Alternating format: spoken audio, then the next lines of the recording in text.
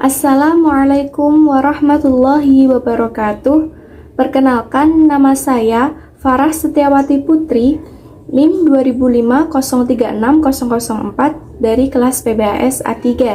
Di sini saya akan menyampaikan beberapa materi dari mata kuliah Industri Kreatif.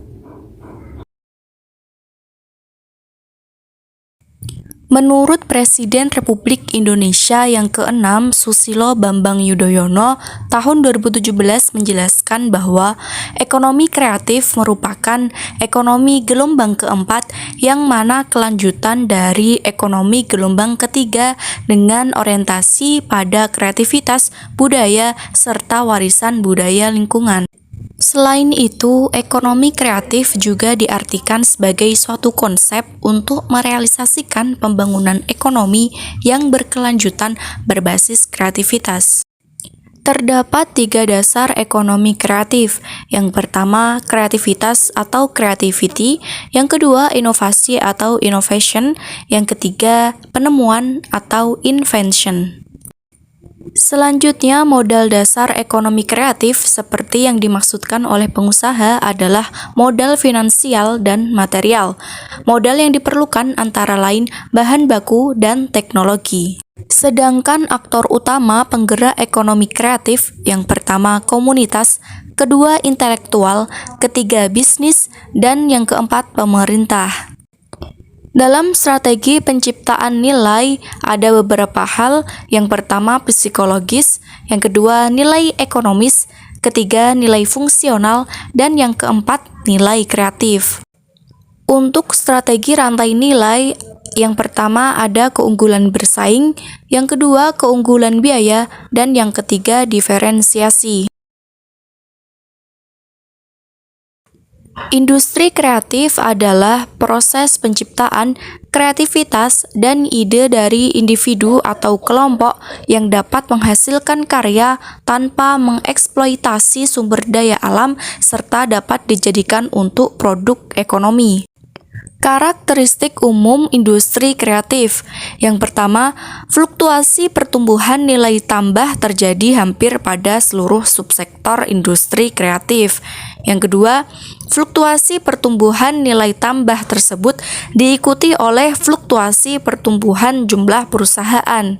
Yang ketiga, fluktuasi pertumbuhan penyerapan tenaga kerja tinggi tetapi tidak setinggi fluktuasi pertumbuhan perusahaan.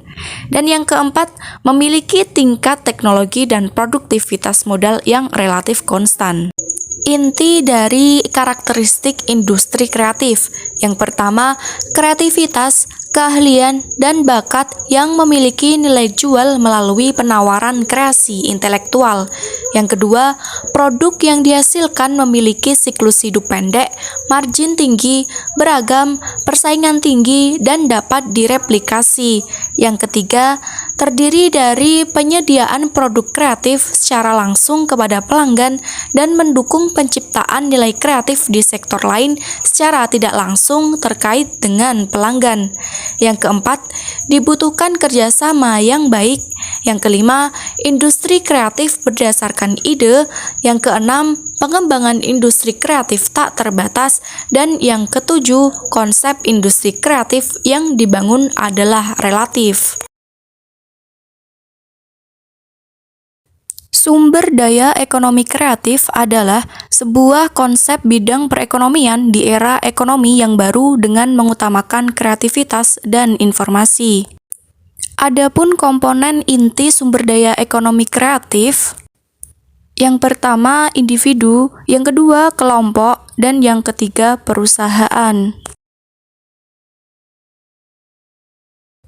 Kreativitas adalah kemampuan seseorang untuk menciptakan sesuatu yang baru bagi dunia berdasarkan inovasi. Adapun ciri-ciri kreativitas, yang pertama, seseorang yang memiliki keingintahuan yang besar. Yang kedua, dapat mengatur waktu dan disiplin. Yang ketiga, aktif bertanya. Dan yang keempat, banyak mengeluarkan ide atau pendapatnya sendiri. Menurut Utami tahun 2004, perkembangan kreativitas dipengaruhi oleh dua faktor. Yang pertama, faktor internal meliputi keterbukaan, locus of control yang internal, kemampuan bereksplorasi dengan unsur-unsur, bentuk-bentuk, konsep-konsep, serta membentuk kombinasi-kombinasi baru. Yang kedua, faktor eksternal meliputi keamanan dan kebebasan psikologis, penghargaan, waktu dan kesempatan cukup untuk menyendiri, serta dorongan dalam mengembangkan fantasi, kognisi, dan inisiatif. Menurut Bob Geldof, manajemen kreativitas adalah pengetahuan tentang bagaimana menggali sifat-sifat yang tidak menandingi ide-ide, serta menyatakan hak kekayaan intelektual dan membuat ide-ide sebagai produk yang memiliki kesamaan. Cara mengembangkan ide dan gagasan. Yang pertama, membangun kreativitas diri, melakukan brainstorming, belajar menjadi inovator, tidak menunda pekerjaan, ambil pandangan orang lain, serta ubah kebiasaan dan citra diri. Cara mengubah ide menjadi peluang. Yang pertama, menggerakkan ide secara internal, menghasilkan ide ke dalam bentuk produk dan jasa baru, dan menghasilkan ide ke dalam modifikasi. Adapun cara menciptakan peluang, yang pertama menciptakan visi misi, melakukan riset pasar, menciptakan produk baru, menyesuaikan kebutuhan, dan memanfaatkan kesempatan. Hak kekayaan intelektual adalah hak untuk memperoleh perlindungan secara hukum atas kekayaan intelektual yang sesuai dengan peraturan perundang-undangan. Adapun konsep hak kekayaan intelektual, yang pertama, hak milik hasil pemikiran melekat pada pemiliknya, bersifat tetap dan eksklusif. Yang kedua, hak yang diperoleh dari pihak lain bersifat sementara. Dalam tatanan global, HKI dipandang sebagai masalah perdagangan yang memiliki keterkaitan antara tiga aspek penting, yaitu kekayaan intelektual, komersialisasi, dan perlindungan hukum. Negara memberikan perlindungan hukum atas HKI dengan tujuan untuk menghindari penyalahgunaan hak kekayaan intelektual oleh orang yang tidak bertanggung jawab. Sedangkan unsur-unsur perlindungan HKI, yang pertama objek hukum, objek yang dilindungi, pendaftaran perlindungan, jangka waktu perlindungan, dan tindakan hukum perlindungan. Suatu pelanggaran dapat dikatakan melakukan pelanggaran pada HKI jika perbuatan yang dilarang dan diancam dengan hukuman UU terkait HKI, penggunaan HKI tanpa izin atau lisensi dari pemilik atau pemegang hak, pengguna HKI melampaui batas-batas yang diatur dalam UU, penggunaan HKI melampaui jangka waktu yang ditetapkan oleh UU perjanjian tertulis atau lisensi. HKI digolongkan menjadi dua bidang, yaitu hak kekayaan industri dan hak cipta. Adapun fungsi pendaftaran hak cipta, hak atas ciptaan baru yang mempunyai kekuatan memberikan dugaan bahwa orang yang hak ciptanya terdaftar itu adalah si berhak yang sebenarnya sebagai pencipta hak. Selanjutnya, Undang-Undang Nomor 28 Tahun 2014 tentang Hak Cipta dan Undang-Undang Nomor 13 Tahun 2016 tentang Hak Paten. Kewirausahaan adalah proses kegiatan kreativitas dan inovasi menciptakan perubahan dengan memanfaatkan peluang dan sumber-sumber yang ada untuk menghasilkan nilai tambah bagi diri sendiri dan orang lain. Adapun proses kewirausahaan antara lain adanya ide melakukan usaha, adanya suatu kendala, membuat rencana bisnis, adanya bantuan dari lingkungan, mempersiapkan strategi memasuki pasar, dan menentukan bentuk organisasi usaha. Bisnis dalam Islam adalah aktivitas bisnis dalam berbagai bentuknya yang tidak dibatasi dengan jumlah kepemilikan, hartanya, barang atau jasa, termasuk profitnya, namun dibatasi dalam cara perolehan dan pendayagunaan. Menurut Imamuddin, ada 5 dasar prinsip dalam etika Islam. Yang pertama, kesatuan, yang kedua, keseimbangan, yang ketiga, kehendak bebas, yang keempat, tanggung jawab, dan yang kelima, kebenaran, kebajikan, dan kejujuran. Etika bisnis Islam adalah studi tentang seseorang atau organisasi melakukan sebuah usaha atau kontak bisnis yang saling menguntungkan sesuai dengan nilai-nilai ajaran Islam. Prinsip-prinsip etika bisnis Islam menurut Al-Quran yaitu melarang bisnis yang dilakukan dengan proses kebatilan dan tidak mengandung unsur riba.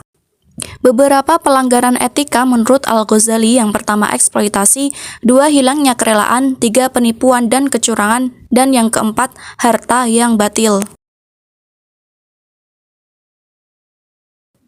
Manajemen bisnis dalam Islam adalah usaha yang dilakukan dengan melakukan tahapan manajemen seperti perencanaan, pengorganisasian, dan lain-lain berdasarkan ketentuan Islam, di mana seorang bisa melakukan manajemen dalam usaha tanpa melanggar aturan.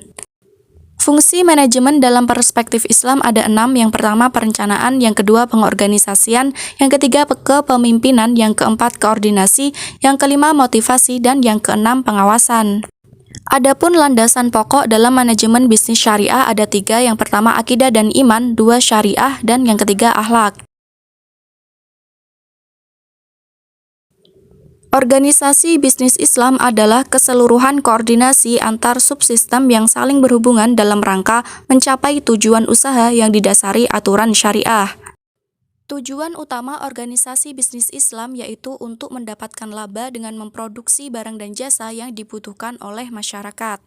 Sedangkan fungsi organisasi bisnis yaitu untuk membuat sesuatu yang awalnya kurang bernilai menjadi sesuatu yang bernilai tinggi dan dapat memenuhi kebutuhan masyarakat setelah diolah. Terdapat 3 tipe-tipe utama yang perlu diketahui demi kemajuan organisasi bisnis, yaitu kepemilikan tunggal, kemitraan atau syirkah, dan mudharabah.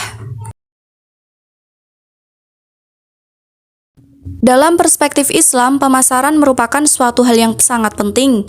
Al-Quran menggunakan konsep pemasaran dalam arti yang sangat luas. Tekanan Al-Quran diarahkan pada manfaat barang yang diproduksi. Memproduksi barang harus mempunyai hubungan dengan kebutuhan hidup manusia. Islam juga mengajarkan untuk menjaga kualitas dan keberadaan produk. Islam melarang jual beli suatu produk yang belum jelas atau gharar bagi pembeli. Ada 9 etika pemasaran yang menjadi prinsip-prinsip syariah marketing dalam menjalankan fungsi pemasaran.